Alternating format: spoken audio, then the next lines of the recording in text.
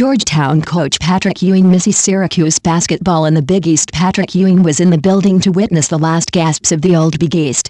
In March 2013, Ewing donned the page boy cap he wears while traveling and made the trip to Madison Square Garden to watch Georgetown and Syracuse square off for one last time in the Big East tournament.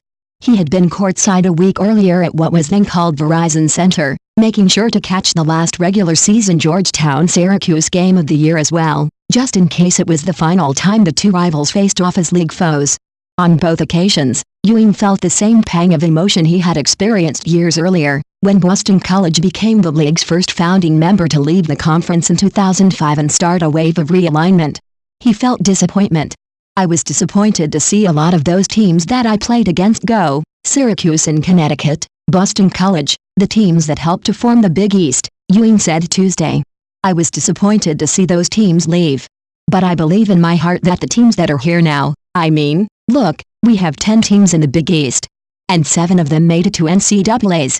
When Georgetown, 10-1, hosts Butler, 10-3, at Capital One Arena on Wednesday to open conference play, Ewing will step into a Big East that is nearly unrecognizable from the league he helped turn into a national powerhouse as a player in the 1980s. Only 5 teams remain from the Big East of yore: Georgetown, Providence, St. John's, Seton Hall and Villanova are all familiar to the former center. But for Ewing, who didn't pay much attention to college basketball in the 3 decades he spent in the NBA after graduation, the rest are new.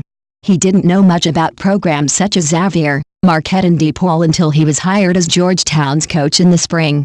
When asked Tuesday if he had ever even been to Omaha, where Creighton is, he simply smiled. "Nope." But Ewing isn't worried about adjusting. He contends that while the locations are different, the high quality of play throughout the conference is the same, and he knows how to thrive in that competitive environment. Heading into its first week of conference play, the Big East has 4 teams ranked in the Associated Press Top 25, number 1 Villanova, number 6 Xavier, number 23 Seton Hall and number 25 Creighton.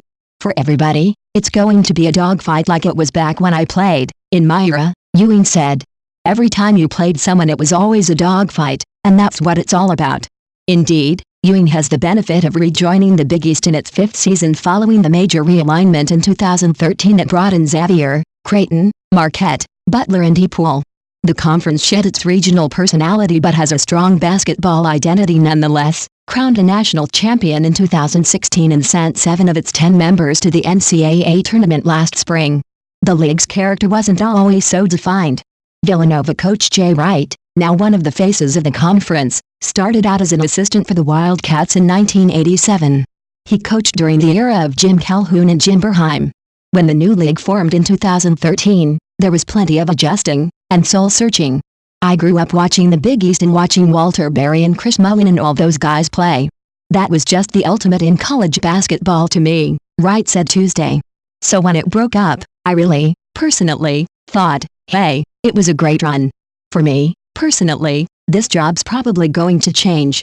I don't know what I'm going to do." We were at a point where we were in the top conferences in the country for basketball, and now all of a sudden it's gone.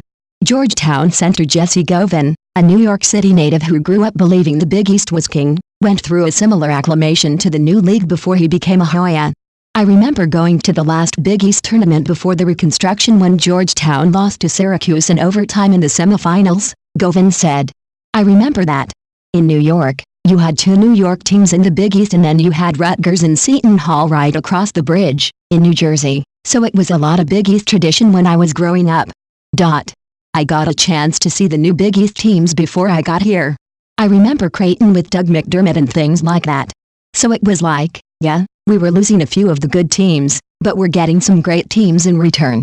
Govin believes the Big East has proved itself as one of the country's top conferences since that realignment, which puts Ewing right back in his college comfort zone. Unlike Ewing, Govin and the other veteran players at Georgetown also have experience going against schools such as Butler, who have 4 scorers averaging double figures this year and are led by senior forward Kellen Martin, 17.9 points per game.